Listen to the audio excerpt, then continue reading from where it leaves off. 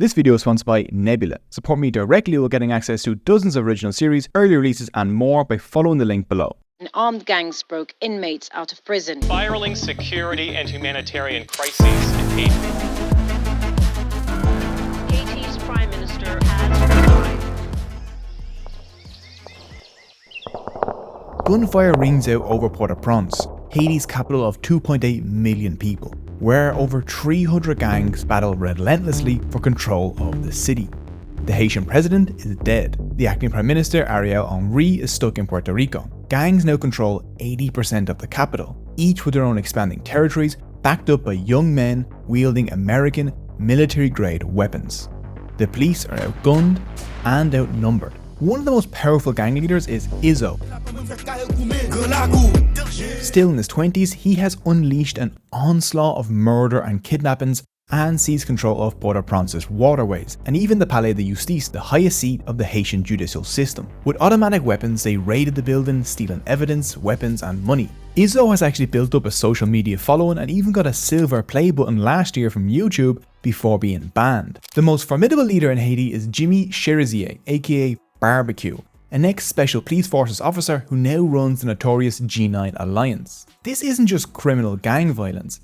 Haiti's gangs are political actors. Cherizier has united gangs that once fought each other to focus on one goal: to overthrow the unelected Prime Minister Ariel Henry, who has withheld elections from Haitians for years. Ariel Henry pas démissionné si communauté internationale là continue à supporter Ariel Henry, la y a mené nous directement dans une guerre civile et cap déboucher sur un génocide.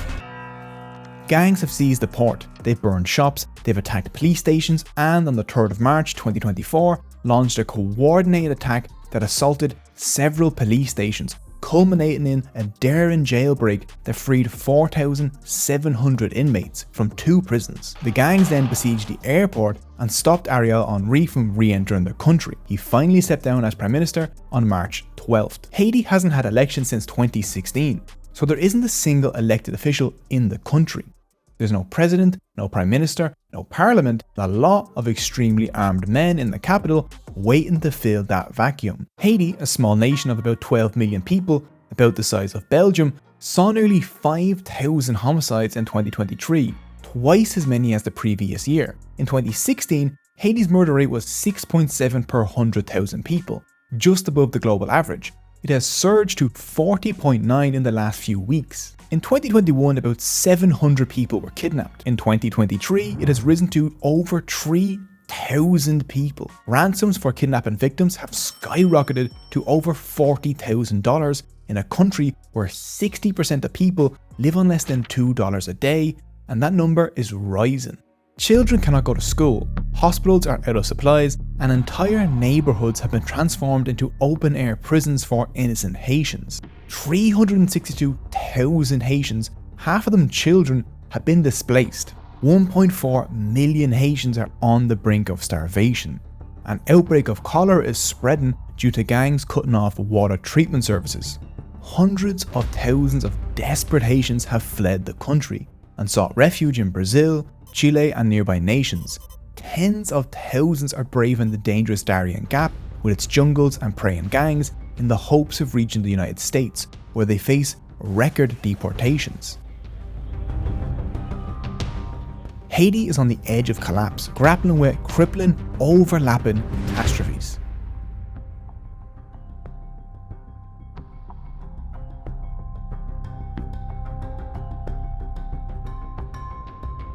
These catastrophes aren't random.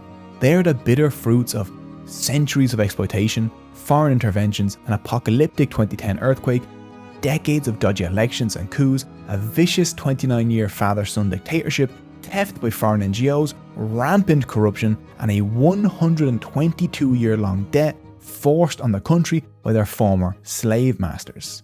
Haiti is collapsing. Gangs might seize control of a sovereign nation, and this is a centuries-long story of why.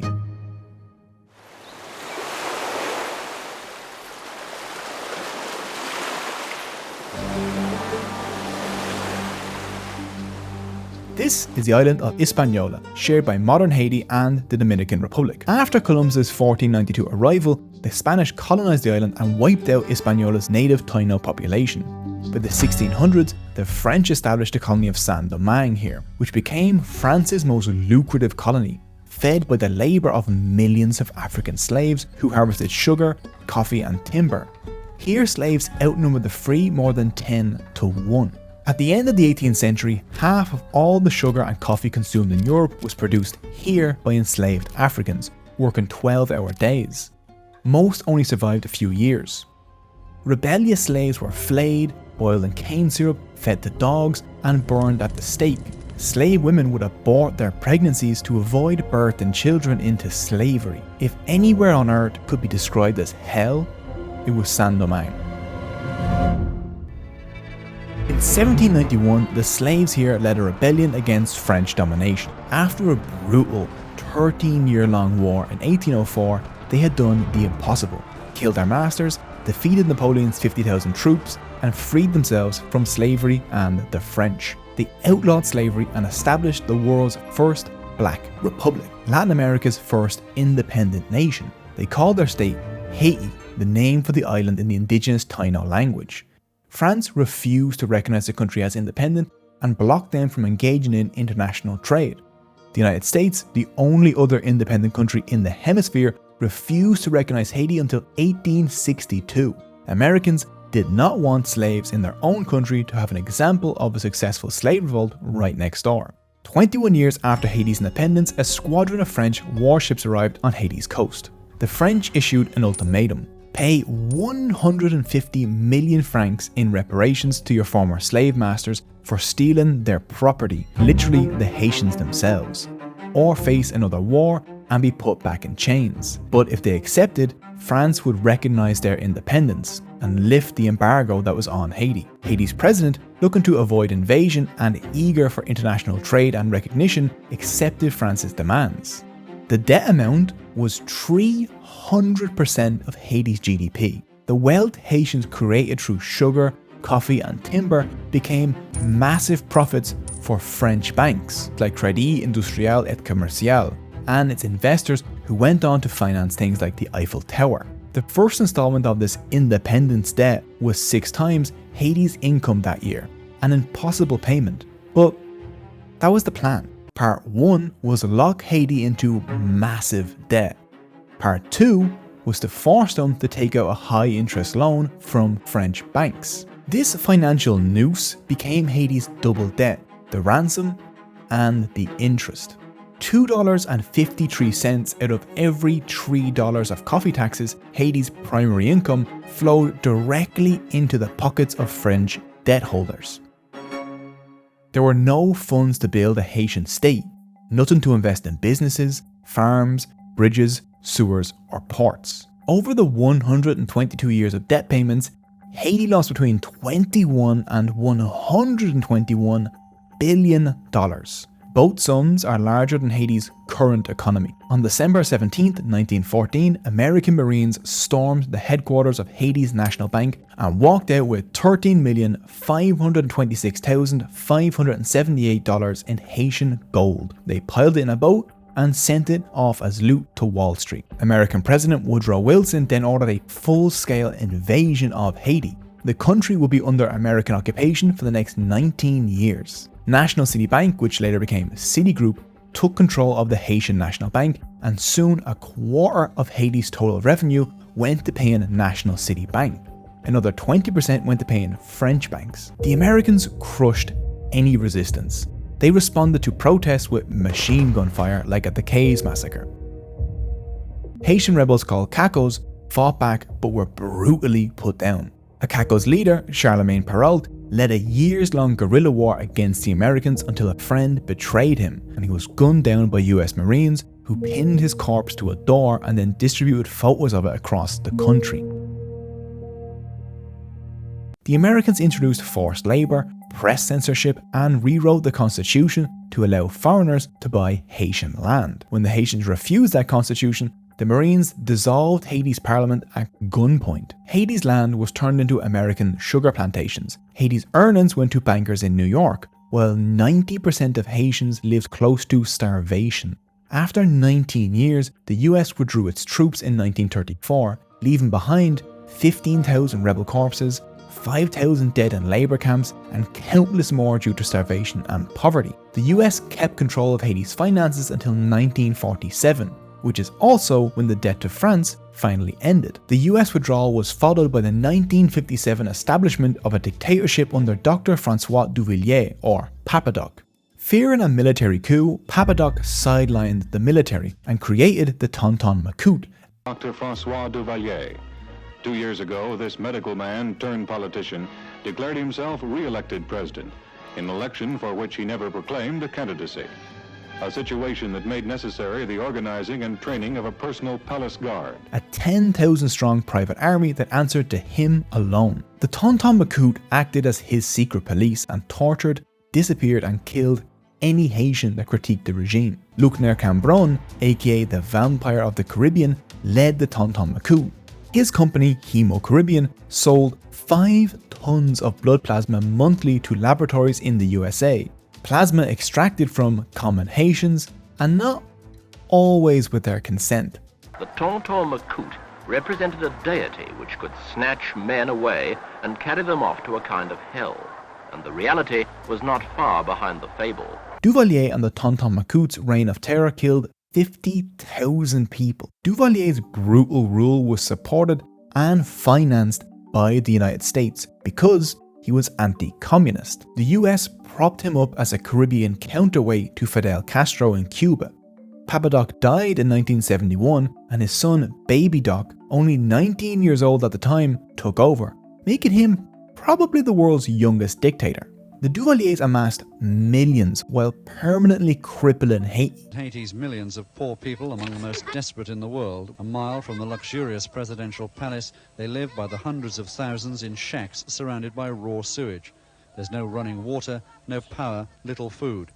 Under the Duvaliers, millions in foreign aid found its way into private bank accounts, while the average income in the country is less than 50 pence a day, and children starve.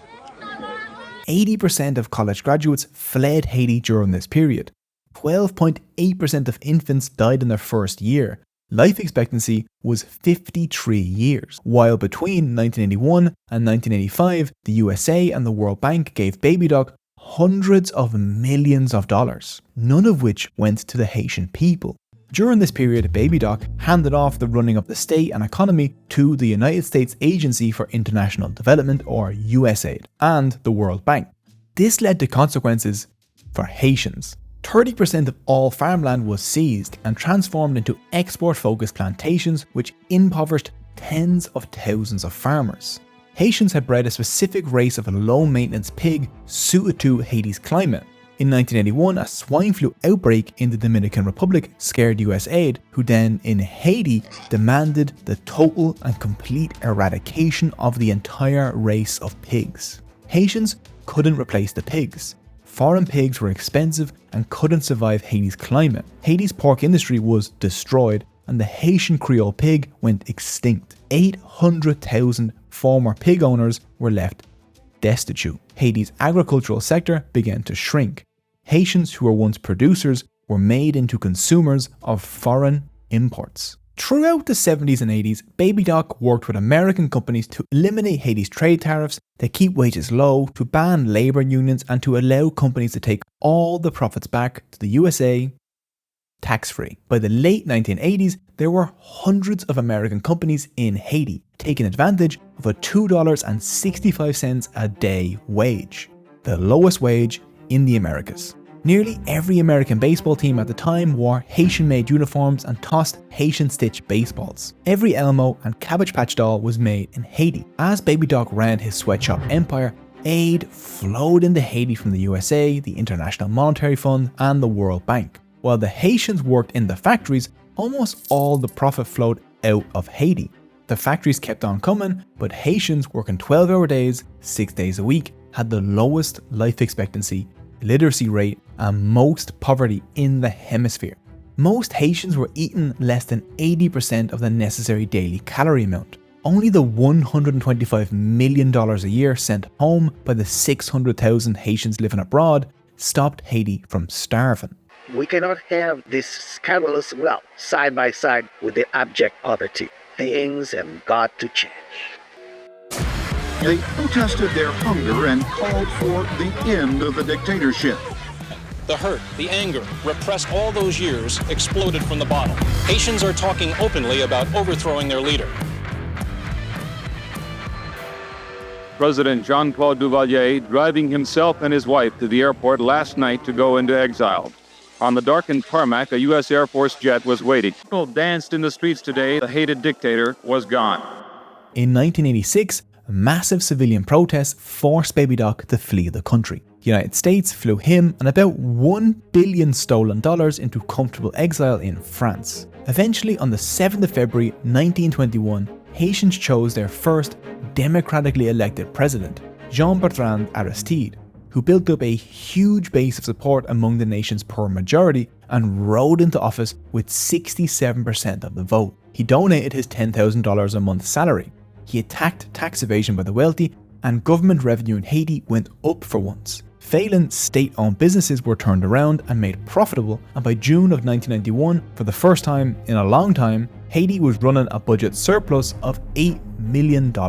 Aristide tried to raise the minimum wage from $2.65 per day to $5 a day.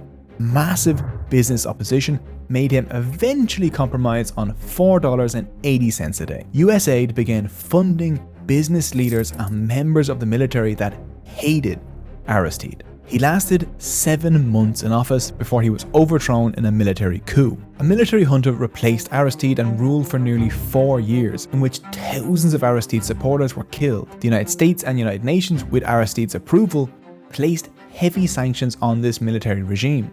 Food, medical supplies, and fertilizers all became extremely rare.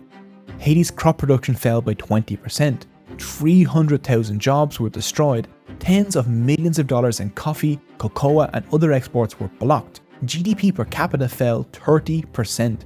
And in 1993, the New York Times reported that 1,000 children were killed every month by the sanctions. Aristide, exiled in the US, had urged American presidents Bush Sr. and Bill Clinton for years to bring him back to power. Aristide said that if he was in charge, the thousands upon thousands of Haitian refugees fleeing to the US in makeshift boats would stop, which would be a huge win for President Clinton. By 1994, 50,000 Haitian refugees were being held at Guantanamo Bay. Clinton sent in 20,000 US Marines and put Aristide back in the Haitian presidential palace. The military junta fled before troops had even landed. On the streets of Haiti, exiled President Jean-Bertrand Aristide is hailed as a savior. After coming back to power, Aristide lacked the confidence that he had before. In 1995, he disbanded the Haitian army to prevent them from mounting yet another coup against Haiti's first democratically elected president. Former soldiers then flooded into the ranks of gangs to make a living. Aristide then created the Chimère, essentially a gang under his command, which he sent into the streets to fight opponents. From the Tonton-Macoute to the Chimère, now the political gang alliance was a permanent aspect of Haitian politics. Clinton made sure that Aristide knew that his return came with conditions. Haiti was forced to downsize their government, freeze low wages, and lower taxes on foreign companies. Haiti's state-owned businesses were sold off, starving the state of revenue. Haiti had tariffs on food imports as high as 150%. This was to protect Haitian farmers, who made up about 70% of the population. But by 1995, Bill Clinton, USAID, and the IMF cut Haiti's rice tariff to just 3%. In the United States, rice is subsidized by the American taxpayer, who provide billions to farmers to make American rice artificially cheap. Rice grown in Arkansas could be sold 30 to 50% cheaper than rice grown in Haiti. Haiti was not allowed to subsidize its own rice because the IMF said that that was anti-free market. American rice flooded the Haitian market. Today, 90% of all rice eaten in Haiti is American. 50% of all food is imported. Haiti was food self-sufficient in the 80s. Now it has the 11th worst level of hunger in the world.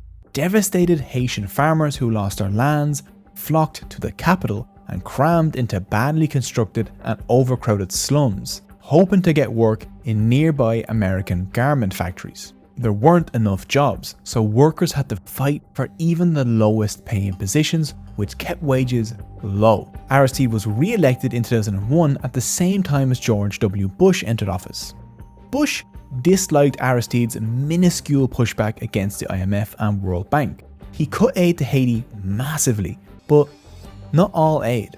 US aid diverted funds to Group 184, a group of business leaders, many of them in the sweatshop industry, who just 10 years earlier were sanctioned for their anti-democratic stances. Now, they were allies.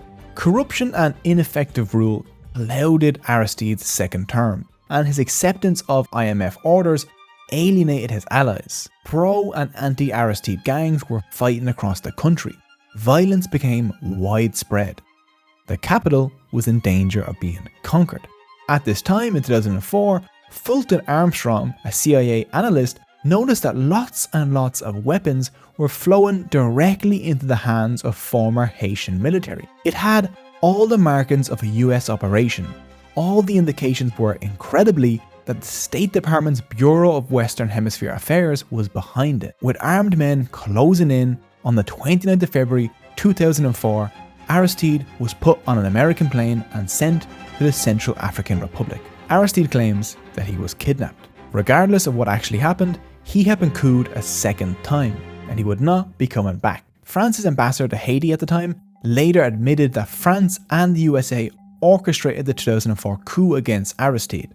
France might have been influenced by Aristide's plans to sue France for $21 billion to reclaim the slave debt. Did France consider this to be an actual threat? No, but Aristide had stepped on too many toes. After the coup, the Americans plucked a Haitian living in retirement in Florida, made him Prime Minister, and he promptly cancelled the case against France and was tasked with wiping out what remained of Aristide's still quite popular movement. A 2009 plan to increase the Haitian minimum wage from 31 cents an hour to 62 cents an hour to keep up with inflation was fought tooth and nail by Fruit of the Loom and Levi's, who worked in close contact with the US Embassy. The law passed anyway, and today sweatshops in Haiti pay an average wage of $5 a day. Haitians need $26 a day to adequately provide for themselves and their families. Only international aid and remittances sent home from Haitians working abroad keep millions of Haitian families afloat, and Haitian labour artificially cheap. Drained of revenue and facing constant protests over food prices, Haiti's government was about to crumble.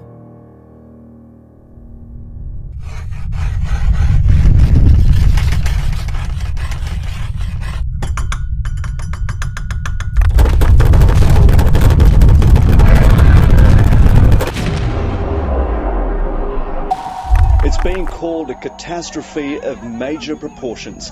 The Caribbean island nation of Haiti has been rocked by its biggest earthquake in more than 200 years. The 7.0 quake hit just south of the capital, Port-au-Prince. Buildings toppled to the ground. A hospital was flattened. Even the presidential palace couldn't withstand the force. At 4:53 p.m. on the 12th of January 2010, within 30 seconds, Port-au-Prince collapsed. It was apocalyptic.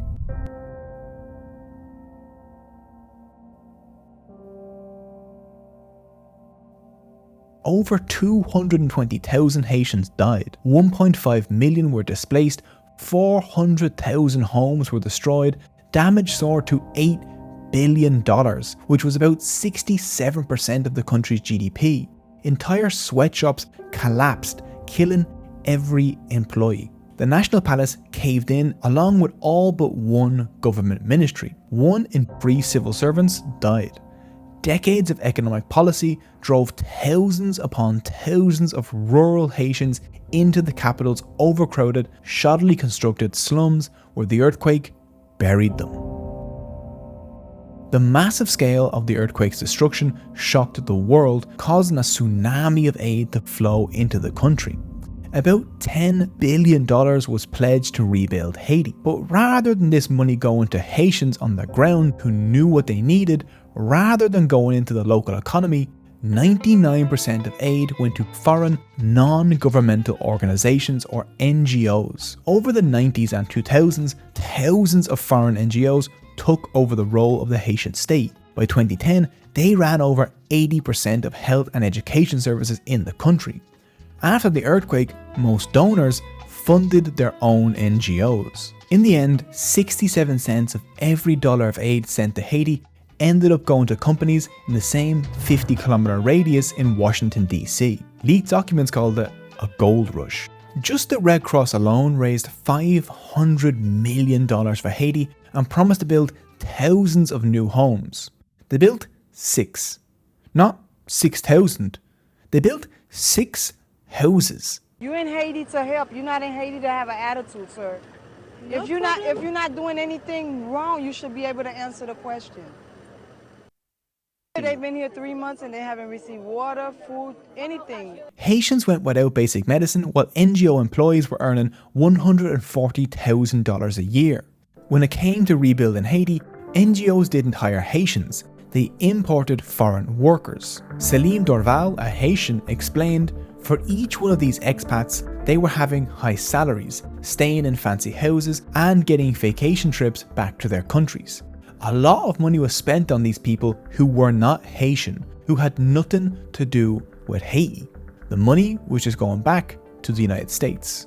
In the days after the earthquake, the international rescue teams called Port-au-Prince's poorest areas red zones, which they didn't dare enter.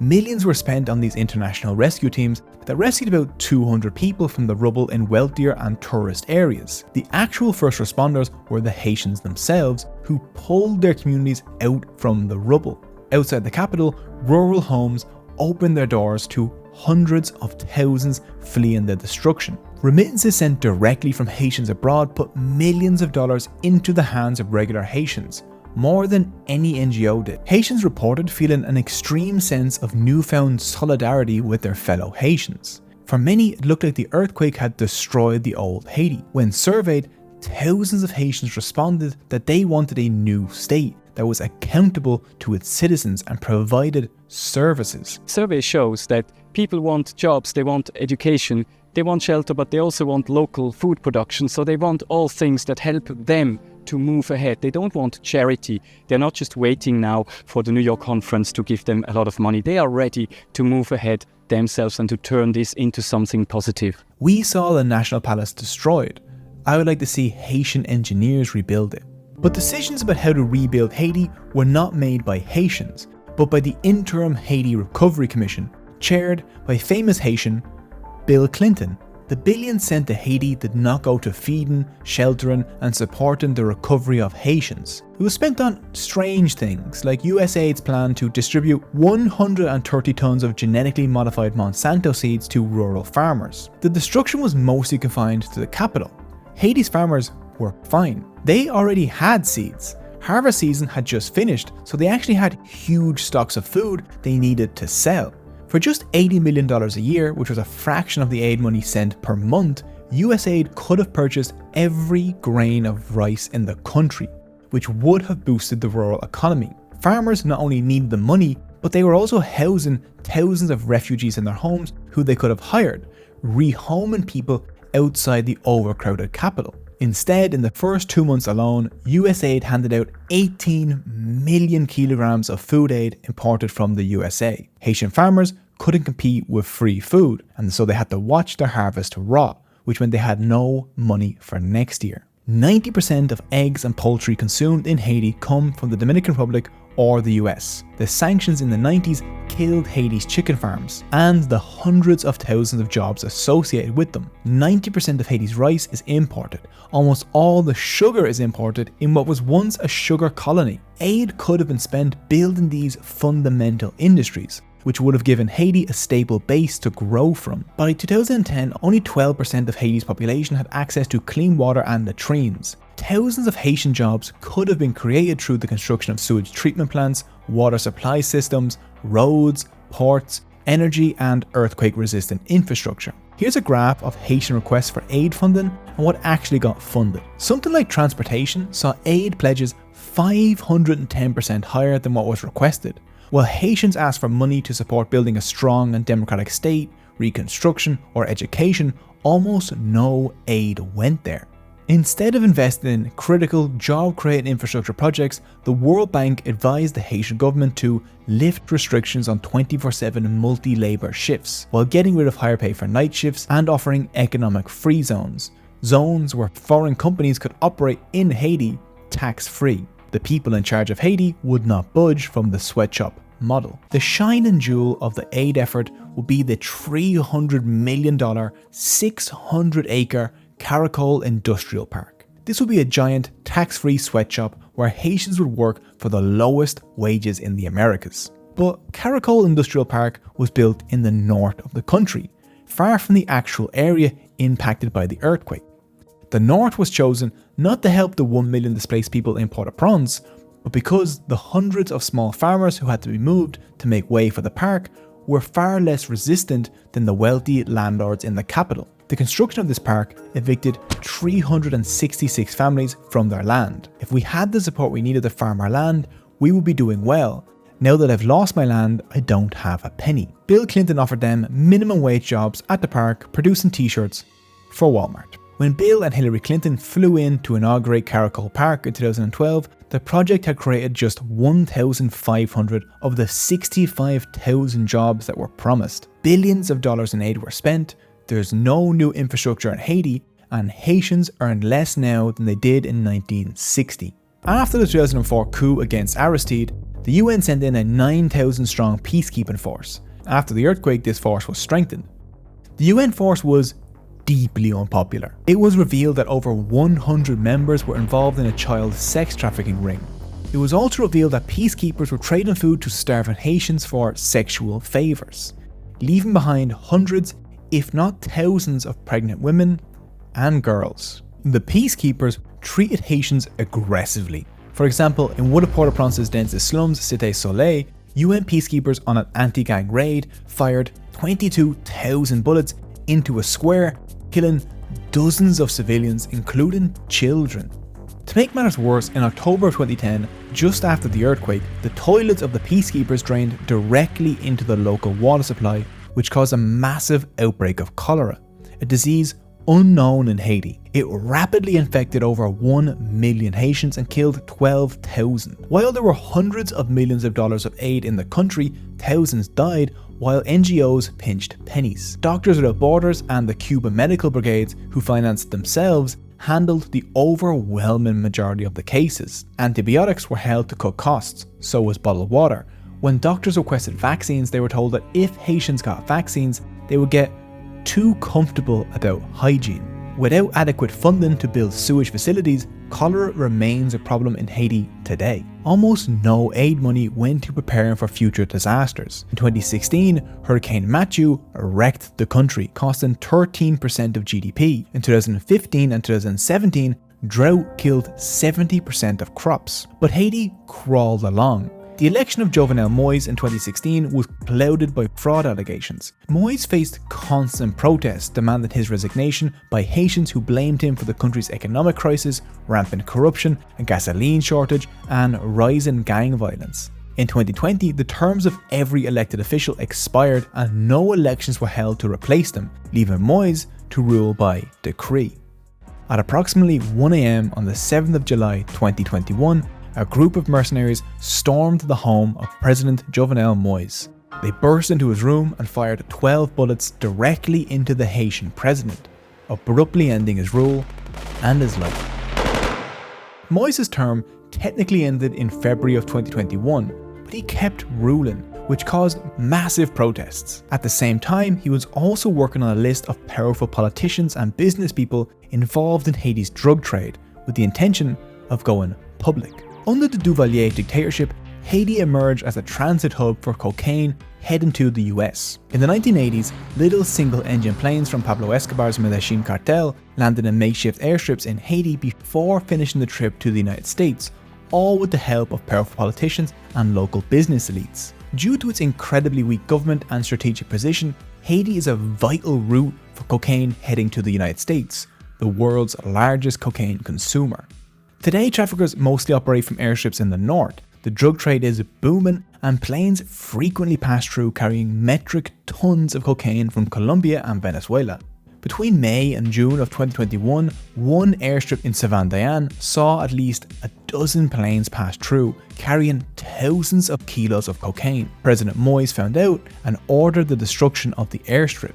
A week later, Moise was gunned down in his own home. Just 36 hours before his death, President Moise had named Ariel Henry as acting Prime Minister, the second highest position in the government, and tasked him with preparing the country for elections in the next 2 months. It has been 7 years since Haiti's last elections. It's been 3 years since Henry took over.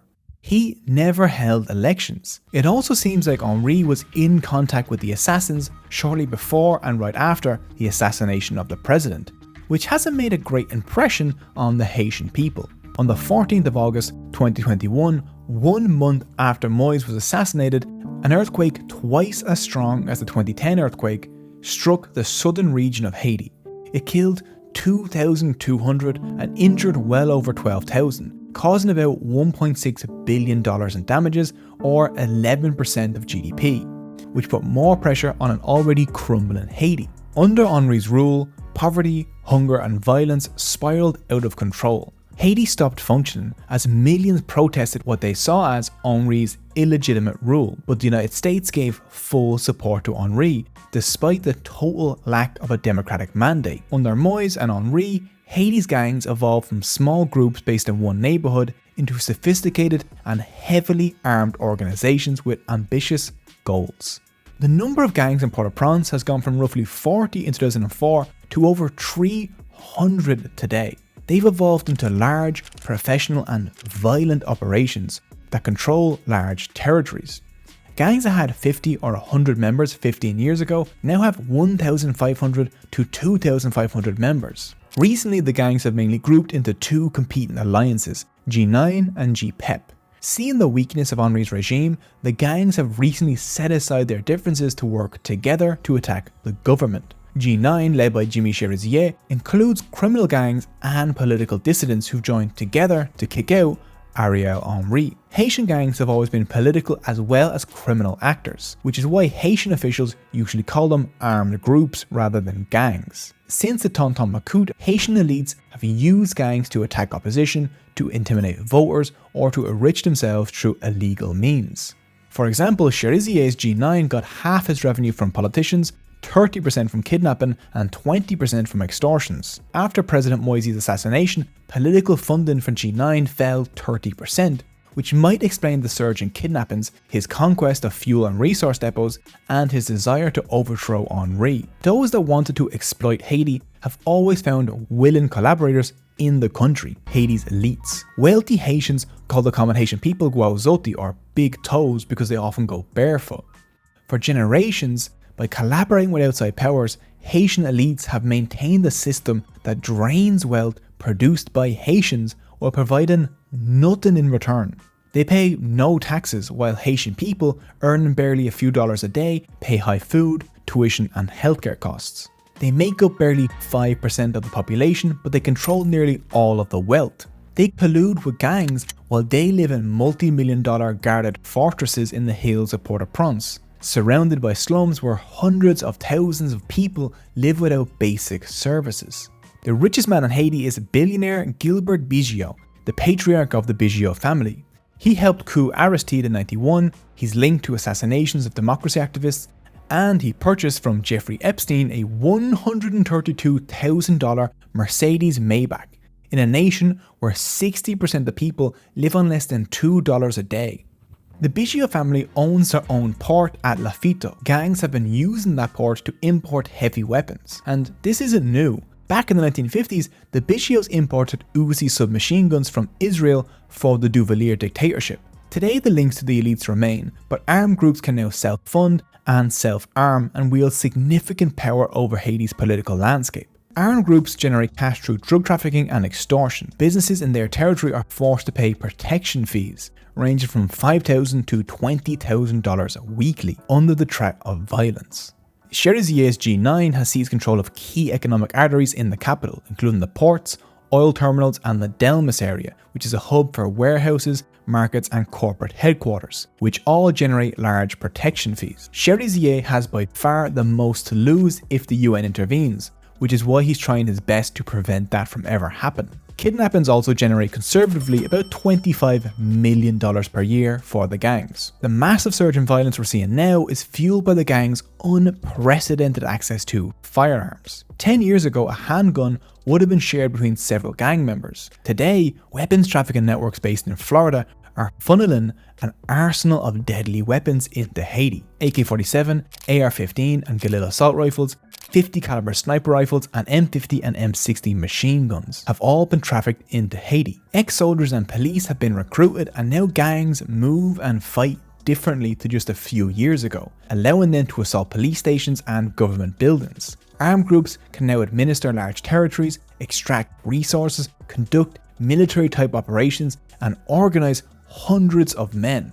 Life in gang-controlled areas with the restrictions on movement, the violence, the lack of basic services is like living in a prison. I personally lost friends, killed just because they were passing particular neighbourhoods. Sometimes I can't go to school, my mother can't go to work because of the clashes. Every day we risk death in one way or another. We should all leave here. But where do we go? Gangs face no opposition since the Haitian police have less than 9,000 officers for a country of almost 12 million people. Henry promised to step down on the 7th of February 2024. He did not step down. Instead, on February 28th, he promised elections in 2025. On February 29th, Henry went to Kenya to try and seal a deal for a UN military intervention to send 1,000 Kenyan police officers to Haiti. This was the last straw. Henry was already considered an undemocratic foreign puppet.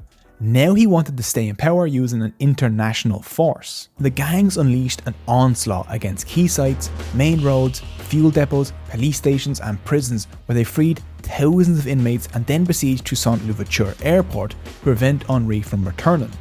A panicked Ariel Henry flew directly from Nairobi to New York on March 2nd, where he tried to convince his American backers to provide him with military support. It seems though that the Americans had finally turned on him. They rejected his offer. On March 5th, he tried to fly from New Jersey to the Dominican Republic. Mid-air, he was told that he could not land in the country. His plane had to divert to San Juan, Puerto Rico. Stranded in Puerto Rico, Prime Minister Ariel Henry finally resigned. We'll have to wait and see how or if a new government can be organised from abroad. Kenya and the UN are now pausing their intervention. With painful memories of past occupations, coups, theft, and the tragic UN peacekeeping mission, many Haitians are hesitant to the idea to accept another foreign intervention. For intervention to work, it would need to work with and listen to actual Haitians. Life right now in Haiti is desperate. The state has disintegrated. Gangs are rampaging through Port-au-Prince, and the only real resistance to them is a tiny police force and neighbourhood brigades set up by regular Haitians defending their communities. We have seen over the past half an hour Haiti's story unfold. Centuries of other people extracting wealth through sugar, debt, cheap labour and stealing aid has left the nation teetering on the brink of collapse. Haiti is not the only country France has intervened in to protect its own interests. In January of 2013, rebel factions in Mali overran the entire northern half of the country. France decided to militarily intervene with more than 5,000 troops. And you can learn all about what happened next in this episode of Modern Conflicts, exclusively available over on Nebula, an independent streaming service owned by creators like me, and it is packed with the best documentaries online. Nebula offers you videos by professionals like actual lawyer Devin at Legal and actual engineer Brian from Real Engineering, who provide expert insights into those fields through their videos. But it also offers you well-crafted Nebula original series, like The Logistics of X, created for Nebula by Wendover Productions, which explains complex industries like how Saudi Arabia handles millions of pilgrims going on Hajj, or how the global arms industry works. Real Engineering's documentaries on World War II are a visual treat that tackles D-Day from a rarely seen point of view. Modern Conflicts will help you understand topics like the Lebanese Civil War. Real Science can teach you how something as basic as sweat made humans an apex predator. And City Beautiful's Great Cities original series will give you a whole new appreciation for how a city like Shanghai functions. And those are just a taste of the available Nebula originals. exclusive content produced just for Nebula, produced with quality, not clicks, in mind. Nebula doesn't only offer originals though. The nearly 200 creators on Nebula have all of their YouTube content available on Nebula ad-free, and many upload their videos to Nebula days and sometimes weeks in advance. This video was on Nebula days ago. Creators like Extra History and Jetlag videos are on Nebula first, long before they hit YouTube. And recently we've launched a bunch of new features. The one I'm most excited about is Nebula News, which curates creators that cover world events and give context to headlines that we're bombarded with in an increasingly complex world. Like the upcoming original series Boomers by Tom Nicholas, a documentary about our rapidly aging world leaders, or The War Room by Real Life Lore, which provides regular updates to ongoing world conflicts. The Nebula News page is curated by the TLDR News team, who have years of experience informing millions of people on current events. They will be working to find more videos and creators to keep you informed about what's going on in the world. So if you want to watch some of the best documentaries online, want to watch videos ad-free, or you simply want to see some beautifully animated mustard Nebula originals, the best way to do that while supporting this channel is to go to my link, go.nebula.tv/cogito. Using that link, you'll get a 40% discount on the annual subscription, which makes it just $2.50 a month, a fraction of the cost of most streaming sites for the best educational content online on a platform owned by the creators. But wait, there's more. For just a one-time payment of $300, you get access to Nebula forever. This year, Nebula is investing in big concept, high quality originals like Taboo on Screen from Broy Deschanel, China Actually from Polymatter, and Identities from Jesse Gender, coming in 2024. And those are just some of what's coming in 2024. $300 gets you endless and unlimited access to hours upon hours of current and future Nebula content. And the lifetime memberships are a way for us to raise capital for even more ambitious and original projects. Use my link, go.nebula.tv/cogito, to grab these exclusive offers and support independent original creators. Thank you so much for watching. I really hope you enjoyed this video. If you're Haitian, leave a comment and let me know what you thought, if I left something out, or if my pronunciation was absolutely awful. A link to my Patreon is also down below if you want to help support the channel. All patrons get early access and get to join a Discord server with me and other patrons. Sources I use are also in the description.